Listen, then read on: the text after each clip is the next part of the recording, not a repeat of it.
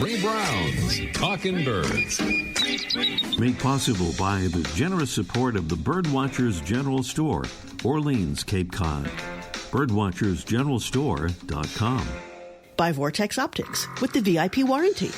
Their unlimited lifetime promise to keep you and your optic covered. Learn more at vortexoptics.com. And by Hog Island Audubon Camp. For full camp schedule, program details, and to register, visit hogisland.audubon.org. Good morning, afternoon, or evening, and welcome to our show, number 1038, during which we'll listen to an audio postcard from a big country in Oceania. We'll get a backyard bird blast from Cape Cod, Massachusetts, and we'll talk with a special guest about one of the great kinds of places for birding. That would be cemeteries. But first, announcing and unveiling the 5th, more or less annual Talking Birds Make Your Own Swag Contest. Here's how it works. Listen carefully. You request one of our beautiful little Talking Birds iron-on patches. We'll explain how to request one in a second here. Then we send you a patch.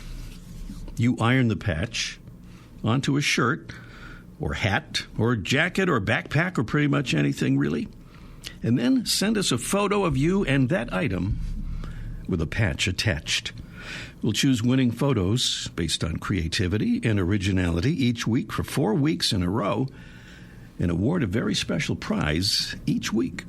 And then we'll do a drawing for a winner in which everyone who sends a photo will be entered for a chance to win the grand prize, a Vortex Diamondback HD 16 to 48 by 65 spotting scope.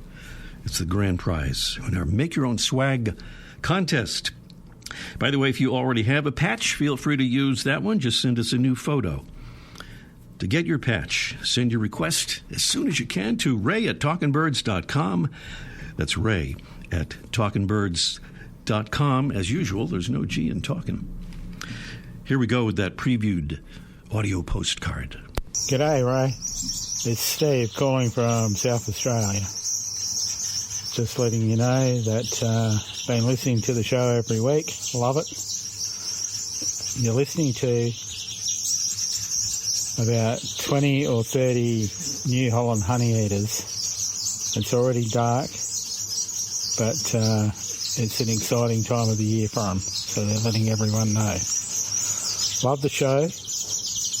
Let Mike O'Connor know that the weather is still better here in South Australia than down there at Cape Cod. And when we get the chance, we'll drop in and say g'day. Cheers.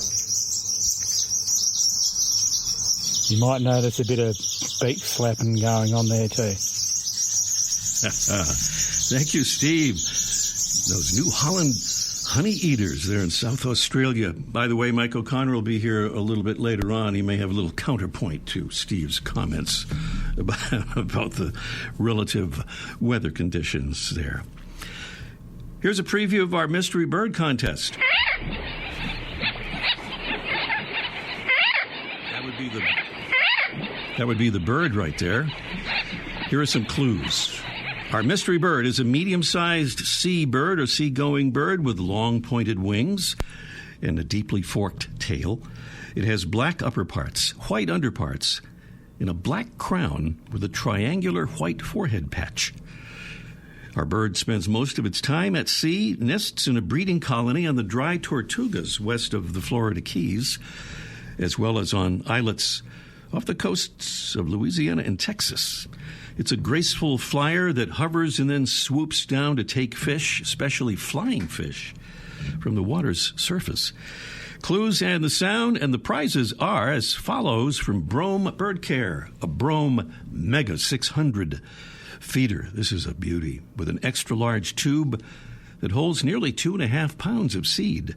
Easy to clean, chew-proof. It includes the Brome seed ventilation system to keep the seed cool and dry. And our other prize is a $25 gift certificate for Bird Collective. It's your one-stop shop for vintage-inspired apparel and unique accessories, all featuring birds. 2 beautiful prizes there, and a bonus prize waits if we get to our bonus question this morning with our friends from Feather Friendly. That's our Mystery Bird Contest, the actual thing, coming along just a little bit later on in our show today.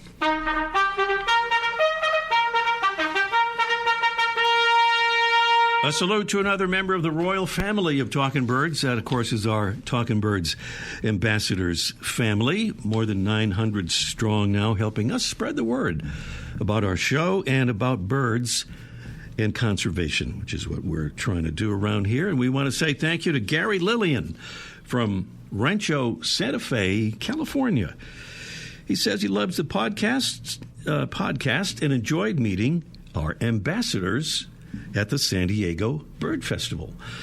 That was so great. Beggar Ghazi and Charity Hagan and Lori Large. And thank you so much, Gary, for meeting up with them and for joining the Ambassadors family. Easy to do. Here's how to do it. Go to talkingbirds.com. Still no G in talking.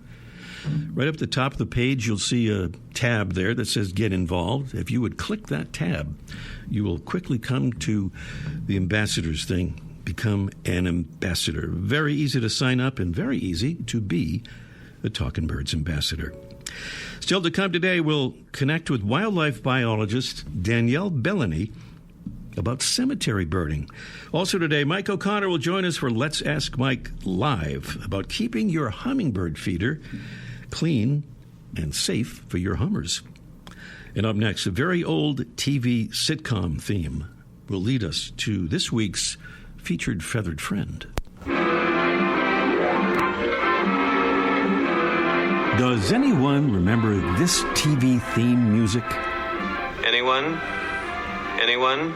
It's the theme from I Love Lucy, and we just had to bring it back in connection with this week's featured feathered friend.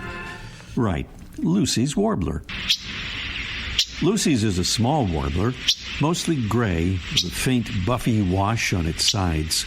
Males have patches of cinnamon color on the crown and rump. Lucy's warbler occupies territory in the southwest U.S., especially Arizona, and down into northwestern Mexico. Preferred habitat is in mesquite woodlands, often near stream beds, where the bird feeds mostly on insects, gleaning them from leaves, branches, and bark, often perching on the thinnest of twigs and hanging upside down when foraging. Lucy's warbler was named for Lucy Hunter Baird, daughter of ornithologist Spencer Fullerton Baird, who was the second secretary of the Smithsonian Institution. Lucy's shares an interesting distinction with another warbler we featured recently, the prothonotary. These two are the only cavity nesting warblers.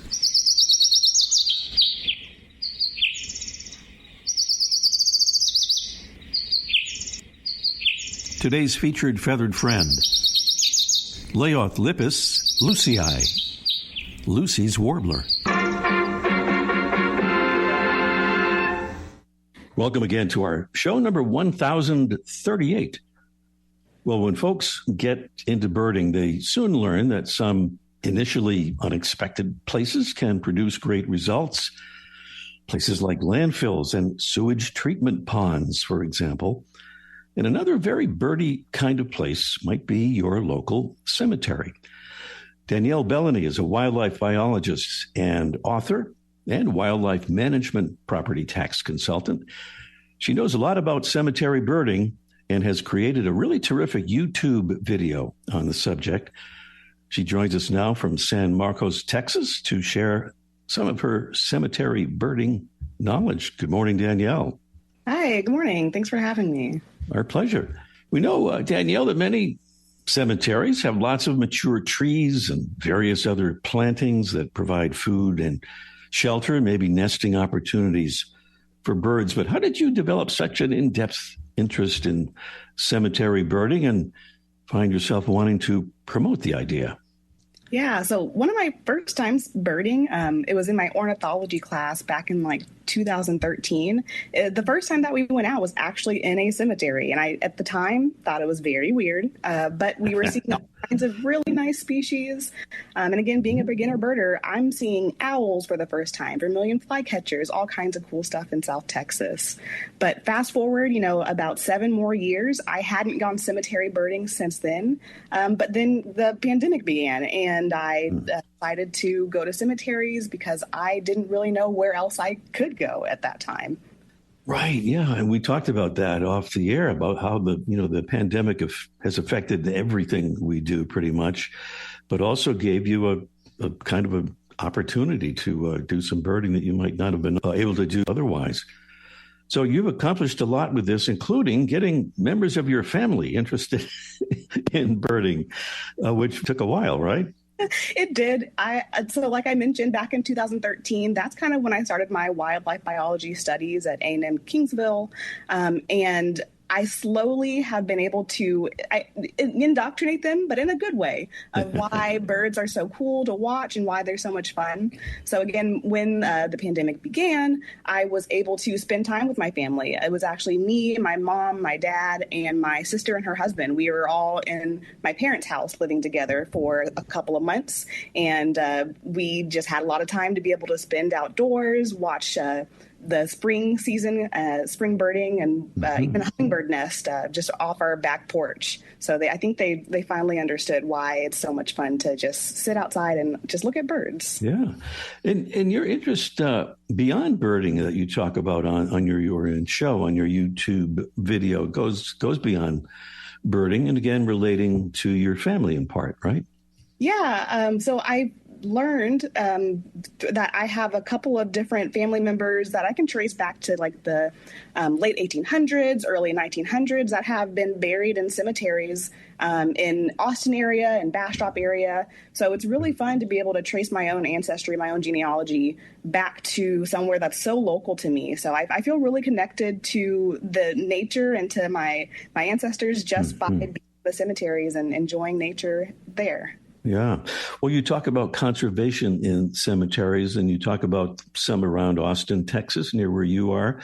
Also here in our Boston area, Mount Auburn Cemetery, and New York, Greenwood Cemetery in Brooklyn, where they've partnered with Cornell Lab to make that green cemetery even greener in terms of replacing a lot of monoculture lawn with a more biodiverse landscape.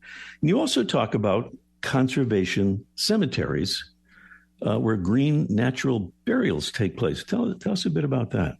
Yeah, so green burials or natural burials are basically what back in the day burials used to be. They would put you in the ground, maybe cover you in a shroud, but yeah, you don't need all the bells and whistles to be buried. There's also places where when you buy burial plots, that money goes into conserving land adjacent that is also able for folks to go hike and freely recreate out there. So if you are not sure what your burial plans are, maybe consider conservation cemeteries. They're a really nice way to give back to nature in ways that you might not have expected. I like to say that literally my last thing I would like to do is conserve. So literally the last thing I hope to do, like others that I've had the chance to get to know, is to be able to conserve something. Mm-hmm. Back to the birding part, what would you recommend for folks finding a good cemetery for birding? Oh, well, first off, I would say go somewhere local. You don't have to look too far to find a cemetery, honestly. Double check when they open and close. You don't want to get locked in the cemetery. But take a look on Google Maps. Do a street view just to get a feel for the terrain. Ideally, look for somewhere that has a lot of trees and potentially a lot of diversity. Some cemeteries a lot of cemeteries are not managed the same. Some have no trees. Some have a bunch of trees. So consider what you're looking for, and you'll find it mostly probably with a lot of diversity. I want to mention the YouTube video again. What's the best way for people to find that video? I think it's pretty easy, but just just cemetery birding. What I did was I just typed in cemetery birding Danielle. I think that's the way to do it. Okay. We have just a minute to go, but and not enough time that we should have to devote to this part, that I just wanted to ask you about 2 books that you've written. And I wonder if you could give us just a little quick summary of them. They are available pretty much wherever you can buy books. One is called This is a Book for People Who Love Birds, and the other is The Junior Birder's Handbook. Yeah, this is a book for people who love birds. I think that's a lot of folks listening to the show right now. It's a book that has some really nice illustrations of birds found throughout North America and just a little bit of interesting information about those birds and also some things about birding culture. Junior Birder's Handbook is a one for kids, basically, for kids who are interested in birds or nature in general to get a good start for learning how to bird. All right. And I wonder if you could give us in about 20 seconds something about Black Birders Week, because I know you're involved in promoting it, May 25th through the 31st. A couple of highlights this year. Yes, absolutely. So Black Birders Week started in 2020. So now it is 2025. So I'm very excited to be part of the organization committee this year. It is being celebrated May 25th through 31st. That's the last week of May. And it's really just a place for Black nature enthusiasts to be able to find each other, because oftentimes it's kind of difficult. But now we have a place to congregate at least once a month, but to build lifelong relationships.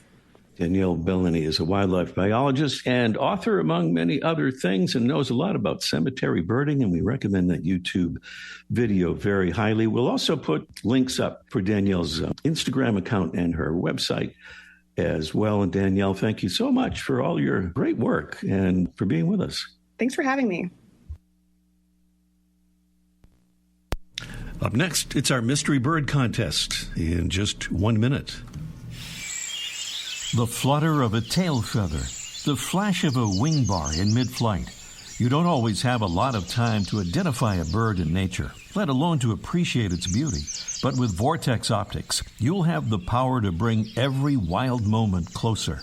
When you choose Vortex, you're choosing to have a partner in the field as passionate about nature as you are. Whether you're spotting old friends on the backyard feeder or packing for a once-in-a-lifetime trip to add a few species to your life list, Vortex offers a full range of optics and optics accessories for every birder and every budget. And whether the birds are taking you to another state or another country, you're always covered by the Vortex VIP warranty, an unlimited lifetime promise to keep you and your optic covered. If you'd like to learn more, or if you need help choosing your next optic, give Vortex a call at 1-800-4VORTEX or visit vortexoptics.com.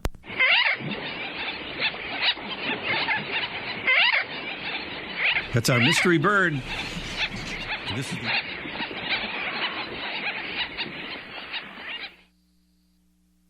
Oh, there you are. Yeah, the actual contest is underway here.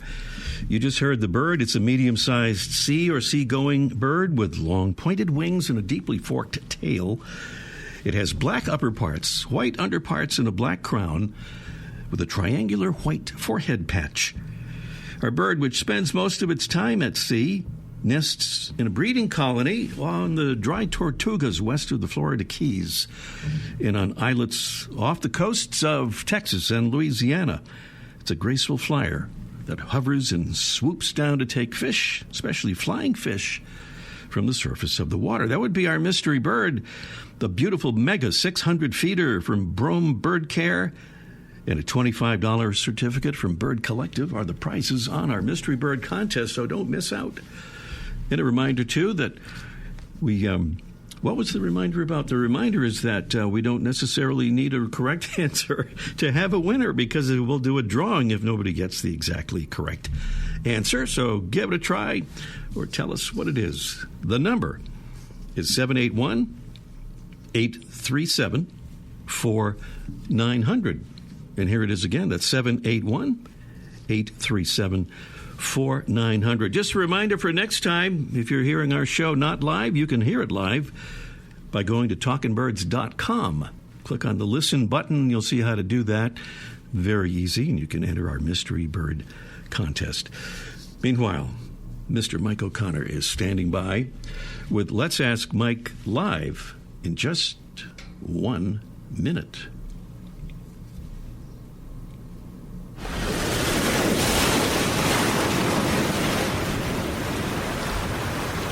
Hog Island Audubon Camp has welcomed nature enthusiasts to its shores since 1936.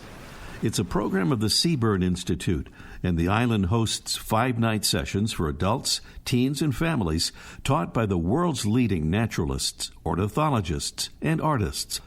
Hog Island campers deepen their relationships with the birds and the ecosystems around them during the island's immersive educational camps.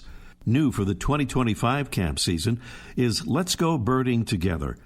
Scheduled during peak fall migration, this session is a safe space for queer birders to connect with nature and each other while learning ways to foster a similar environment in their community's home. For full Hog Island schedule, program details, and to register, visit hogisland.audubon.org.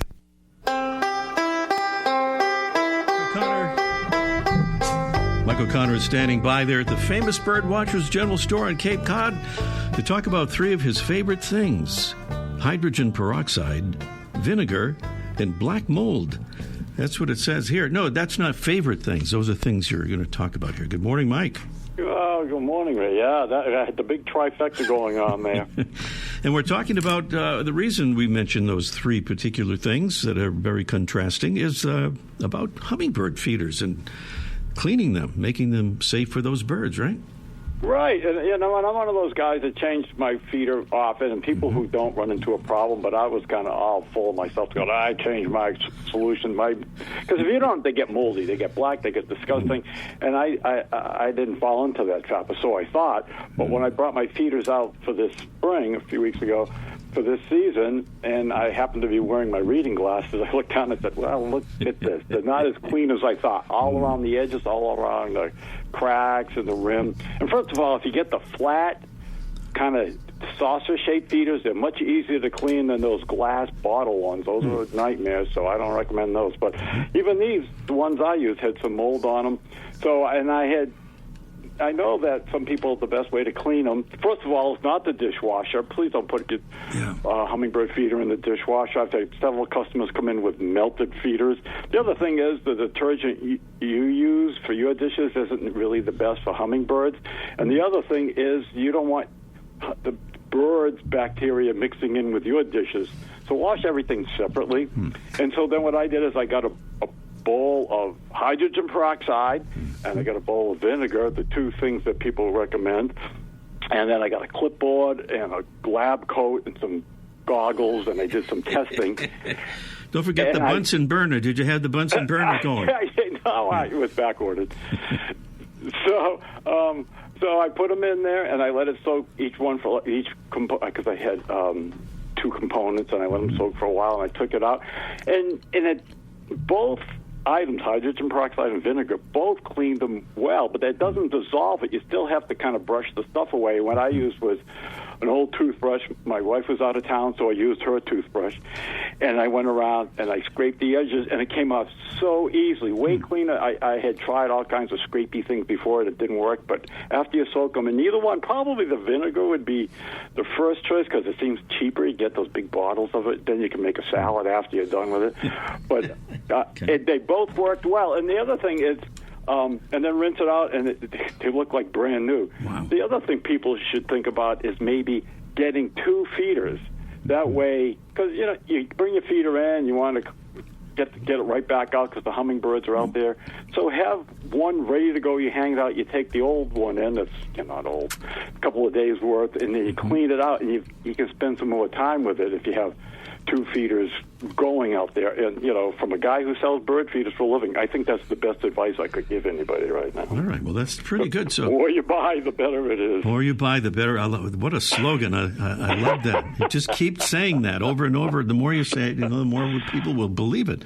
So that's hydrogen peroxide and you don't mix them together, though, right? I think that's not at all. Either one would work. I found both very effective. Yeah. Like I said, vinegar seems probably cheaper. I just had them both here, so I didn't really price them out. I already had them in the house. And it does, the hydrogen peroxide doesn't smell at all, so that's fine. So whatever you use, but like I said, if you have 2 feeders, then you can spend a little bit more time. You're not pressured to get it back out there while the hummingbirds are waiting for it, so you can spend some time out there. All right. And which is the one you put on the salad? I didn't quite get that. Yeah, I'm gonna. You know what? That's the next experiment I'm going to do. Okay, we'll check with you again on that. Thank you, Mike. Okay. See ya. Mike O'Connor there at the famous Birdwatchers General Store on Cape Cod. And we're back to the Mystery Bird Contest. I guess we can hear the bird one more time again. There it is. And we have some clues that go along with that. A medium-sized seabird or seagoing bird with long pointed wings and a deeply forked tail that has black upper parts, white upper parts, and a black crown with a triangular white forehead patch, kind of a distinctive marking for our mystery bird. And the question is, who knows what that is? I think maybe we have Nicole in Riverside, Rhode Island. Hello, Nicole. Hi. Hi. Welcome, Nicole. You my have guess? Yes. Yeah. It's going to be Sooty Tern. A Sooty Tern is your guest. Paul is in there as our engineer today, and he's giving looks like a thumbs up. I think he's giving that. Yeah. Sooty Tern is the right answer. Also known as the wide awake tern, or just wide awake, and the reference is to the incessant calls produced by a colony of the birds. There it is, the sooty tern. Well, Nicole, we have time for a bonus question if you'd be interested in trying it. Sure, I'd love to give it a shot. All right. We've been saving this for a while, so this is not exactly new news, but let's see how we do with it anyway. A spider hunter was in the news not long ago. Why? Here's the multiple choice, or here are the multiple choice potential answers. A, because the spider hunter, Robert Blakely from Portland, Oregon, discovered a spider species that had long been thought to be extinct. B, because a spider hunter survived a usually fatal bite by a brown recluse spider. Or was it C, because an orange-tufted spider hunter became the 10,000th bird ID'd by Peter Kastner as he broke the lifeless world record? Whew. Those are all kind of wild answers. Which one do you think is the right one? That's a tough one. I'm going to go with C, though. C, because the 10,000th bird ID'd by Peter Kastner is right. Or Kestner, I think it's Kestner. 10,000 bird species. Can you imagine? ID'd by one person. But he spends a lot of time at it, so there you go. Nicole, thank you. You've won the prizes all the way across the board there, and Paul will take your info there if you'll stay on the line. Awesome. Great. Thank you so much. Thank you. Thank you, Nicole, there in Riverside, Rhode Island, correctly identifying the sooty tern as our mystery bird on today's show. We are pretty darn close to the end of our show here, but we do have a little bit of extra time by which we can mention again, as we did at the beginning of the show, the 5th, more or less annual Talkin' Birds Make Your Own Swag Contest. It's officially underway today, and here's how it works. You request one of our beautiful little Talkin' Birds iron-on patches. They really are nice. You could sew them on, too, if you prefer. So then we send you a patch, and then you iron or sew the patch onto a hat or a shirt or a jacket or a backpack or maybe a scope cover. Could be anything. And then send us a photo of you and that item with the patch attached. We'll choose winning photos for 4 weeks in a row based on creativity and originality, and give away beautiful prizes each week. We'll be describing them soon. And then we'll do a drawing in which everyone who sends a photo will be entered for a chance to win the grand prize, a Vortex Diamondback HD 16 to 48 by 65 spotting scope. That's on our Make Your Own Swag contest. Now, to get that patch, just send a request. You can word it any way you like. Just send your patch request to ray@talkinbirds.com. No G in talking. That's ray@talkinbirds.com. Next week, Debbie Bleacher will be here, our own Debbie Bleacher, for a visit to the Talkin' Birds Science Corner. Thanks to our amazing Talkin' Birds team, which includes Debbie Bleacher and Freya McGregor. And today, our awesome fill-in producing engineer, Paul Pisa. We'll see you next week.